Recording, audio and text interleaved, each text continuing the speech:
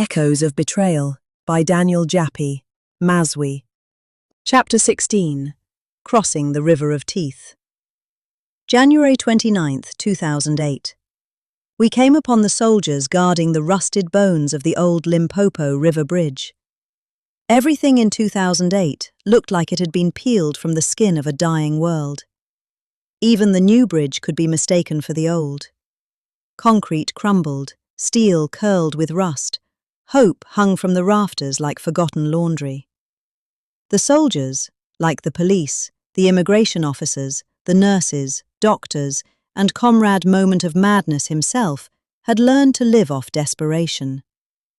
Bribes had become the new national anthem. My heart ached that my brother had died for this. A ruined shell of a nation bartering with its own people.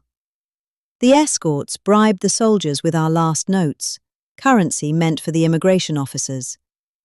The soldiers demanded foreign dollars before handing over a frayed rope, the price of passage into the next chapter of our flight.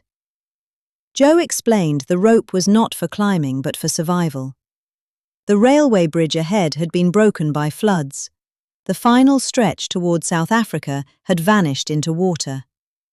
We had to lower ourselves from the last stable beam into the river below. I prayed silently that no crocodile had scented us yet, that the wind had not betrayed us.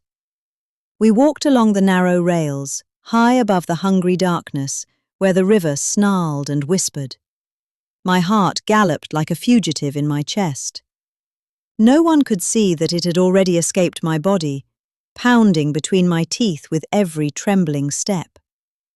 The river roared beneath us, wild and insatiable. This was no dream. This was a night stitched together by a nightmare.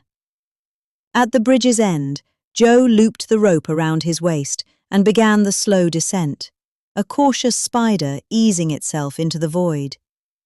We watched, breathless. Ben, strong and calm, manned the rope from above, his hands steady. The short woman with puppy eyes went first. The one who had spent our entire journey eyeing me like a story she couldn't quite read. Twice at the border post, I had caught her gaze tracing every thread on my body, every thread unraveling. Then it was my turn. Ben tied the rope tightly around my waist, whispering something meant to be soothing. Halfway down, I heard it, the sickening sound of surrender. The rope snapped like a broken oath. I plunged, screaming. I crashed into the water, the cold striking me like a slap from a ghost. Limpopo heat meant nothing here. The water was as cold as ice. My breath was stolen, my thoughts scattered. The river spun me like a leaf, crashing me into a concrete pillar. That pillar saved my life, held me like a prayer in stone. I clung to it, limbs shaking, heart gone wild. Above the river's roar, I heard someone yell, "Oh my God! The British woman has fallen into the river!"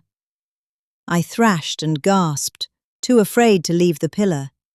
It had become holy. I would not let the current claim me, not yet. Then came the pain.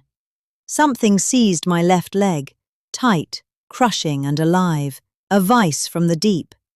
I screamed into the void, "The crocodile has caught my leg! Please help me!" Joe was in the water within seconds. "Let her go, you beast!" he shouted, striking at the monster with whatever he held. My mind began composing a death song, only to abandon it halfway. I didn't want to die praying. I wanted to die fighting. I had said enough prayers in my life, and they had expired. Ben rushed down, wielding a torch and an axe, a light and a blade in his hands. I saw the water bloom dark under the moonlight, a patch of blood unfolding. Was it mine? Was I bleeding? Dying? I screamed again, louder than ever. "Oh my God, help me! The crocodile is eating me alive!" Ben swung wildly, his eyes catching the color of the full moon, alight with frenzy. I shut mine, waiting for pain, any pain, but it was numbness that claimed my leg. I screamed, "My leg is gone! The crocodile has taken my leg! Please help me!" Then a slap, a hot sting across my cheek. "Shut up, British woman. You still have your leg, so stop talking nonsense." I had never been slapped and felt grateful. Joe's blow was proof I was still whole, still alive. He kept attacking. The water churned. "Here's a knife," Ben shouted. "Stab its eyes." Joe plunged the blade into the river's snout, again and again. "Stay strong, British woman, stay strong," he urged me. At last the crocodile gave up. It released me and vanished into the depth of the ravine, defeated. The two men dragged me onto dry land. I collapsed like driftwood. "What happened to the rope?" Joe demanded, out of breath. "I don't know," Ben said. "It just snapped."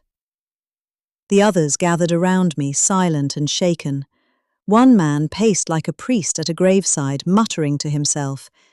If he was praying for me, he was late. I had already drowned and come back. The short woman with puppy eyes stood apart from the group, arms folded, as if watching a scene she had already imagined. Joe stormed about, shaking his head like a possessed healer. "I swear by my mother's grave, that rope could hang 1,000 elephants. It was as strong as the bloody bridge itself. It can't just snap like string, like nothing." "Please," the woman with puppy eyes cut in, her voice sharp, hands on hips. "The combi won't wait for us all night." We ignored her.